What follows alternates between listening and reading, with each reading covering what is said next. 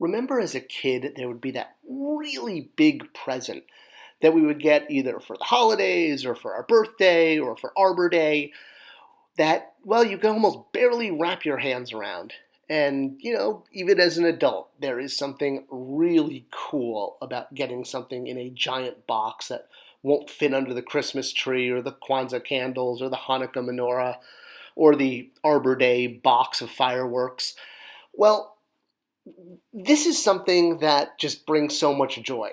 And whether it's a gift that can't be wrapped but is still really big and you're, I guess, physically capable of putting a bow on it, big things tend to be expensive.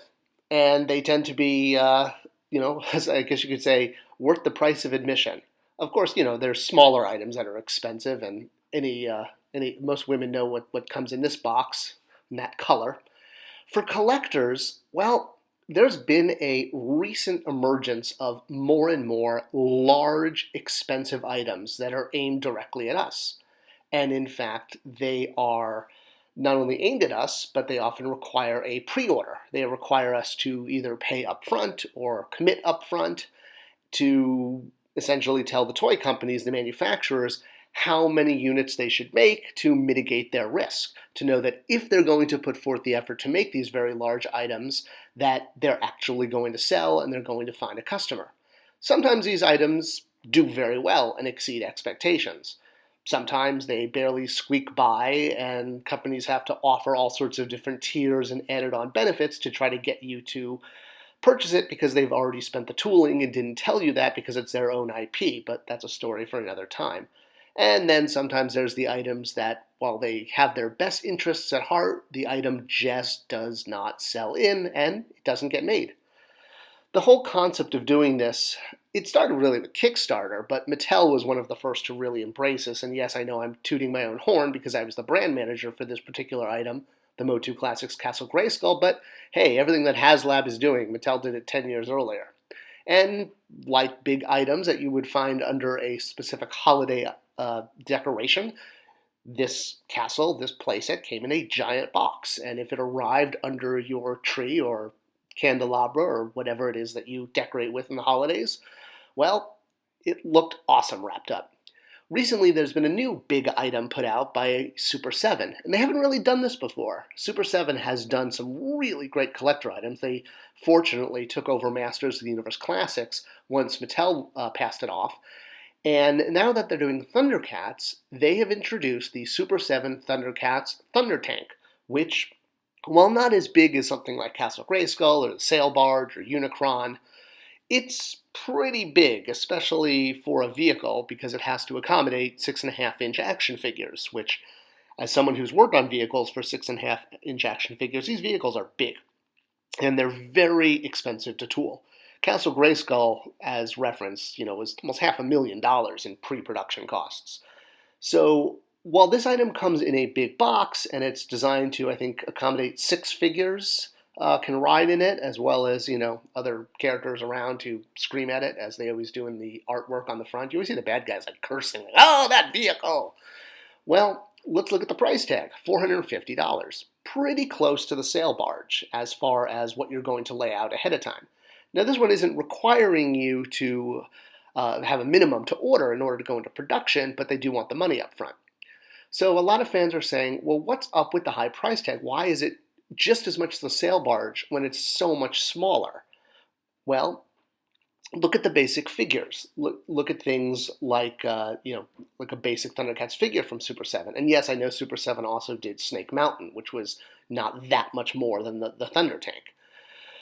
Well, the basic figures, I think they're around $40, $50, right? Although you do get a lot of accessories and, nice window box and interchangeable hands, alternative heads. Sometimes when they give you the wrong loincloth, they'll resend you the right one.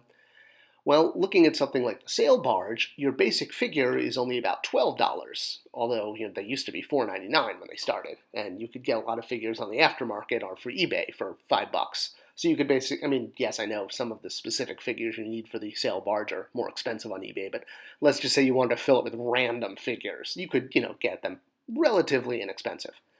So why is the Sail Barge, which is so much bigger, or even Snake Mountain, which is so much bigger, the same price as the Thunder Tank, which is relatively smaller? And well, honestly, the answer is fan base. Star Wars is big, which means that they can absorb what's called the minimum order quantity easier. Anytime you're producing under this, the factory is going to increase the production cost. When you Google Star Wars fan base, literally that phrase, this is the first image or the second image that comes up. Obviously, lots of people very passionate about Star Wars. When you Google the same thing, Thundercats fan base, this is the first image that comes up. And I scrolled through quite a lot of images trying to find, pictures of a crowd of Thundercats fans, and I honestly could not find one. So that's basically illustrating the point that while Thundercats fans are very passionate, Star Wars is the big dog in the room. I mean, it has been for decades now. And the bigger the fan base or girls, the closer a company can get to hitting that MOQ or surpassing it, like they, I'm sure, did with the Razor Crest. Can't talk today. So when you're under the MOQ, the factory is going to charge you more. Now let's look at the box. Let's look at the box for the sail barge. The other question people are asking is, well, why can't they just sell these items at retail? Because then they could charge less for them. Well, that's why I'm showing you pictures of the box, okay? This is the box the sail barge came in. This is its shipper box that showed up at people's doors. Now, the question I have is, if they're going to sell these at retail, it's not necessarily an issue of cost. I mean, Target and Walmart sell items for hundreds of dollars every day, things like TVs and, iPads and screens and, really expensive Hershey bars that are encrusted with diamonds. If you have a box that big with a toy, tell me where you're going to put it. It's a matter of shelf space. Even the TVs are in the back. So every toy, every item sold in the toy aisle is done based on a planogram, which means an organized merchandising plan of where things are located. This is done for every aisle, every item, with less expensive items on the top, more expensive items on the bottom. And that mid-level, that tends to be the sweet spot, which you have to usually incentivize for. So looking at, say, the Star Wars planogram here from a few years ago, you can see everything is organized for an exact spot. Figures, deluxe, roleplay. This is the Star Wars planogram right now, and I know it's a little empty. This is my local Target, but look at all the items even on the bottom shelf. Even the spaces that are missing, that are empty, there's a SKU that's supposed to be there. They're just out of stock. So the question is, where would the sail barge go? It would take up they'd have to remove that middle shelf. I mean, it's too big for even the bottom shelf. They would literally have to reorganize the aisle to accommodate a box that big. And yes, again, I know there's items missing, but pretend that they're there because there are SKU tags, meaning that real estate space is assigned. Big box stores aren't really big on gambling because when they gamble on a product, if there's no guarantee it's going to sell, then they wind up with stock, then they have to clear it out. It just becomes such a hassle that it's way easier to say no to something experimental than to say yes. That's not to mean they don't say yes. I mean, toy aisles have often carried items that, are sort of experimental. I mean, Target does bet on things, so does Walmart. And sometimes these things work, and sometimes they go very quickly to the clearance aisle. But they are willing to take bets.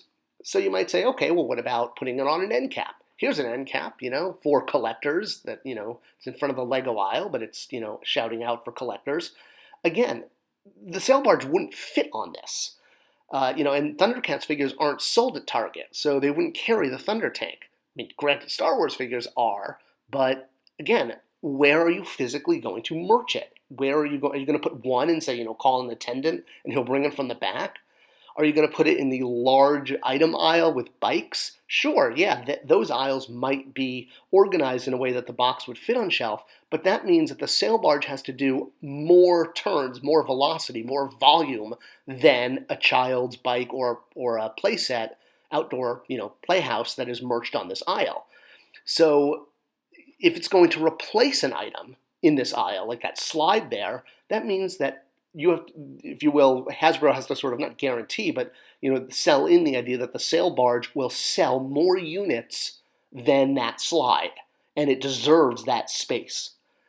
The reason I bring all this up is, honestly, with all of this HasLab and Super 7 pre-orders and what used to be Matty Collector, we're very lucky to be getting this stuff. It doesn't work at retail for a variety of reasons, and the cost is simply because of the size of the fan base and the number of units. the smaller and more niche the property, the more expensive it's going to be to make items for it, especially big items, because you're producing under MOQ and you have to pass along that cost to the consumer. To quote the great philosopher Marshall Mathers III, you only get one shot. Do not miss your chance to blow. This opportunity comes once in a lifetime, And that's basically what these pre-orders are all about. I hope you enjoyed this video, and if you did, give it a like and a subscription because it tells YouTube to share it with other people. If I missed any issues, leave them in the comments below. I can always do a follow-up. I appreciate you watching, your support, and don't forget to follow me on Twitter at Spectre Creative. Thanks for watching.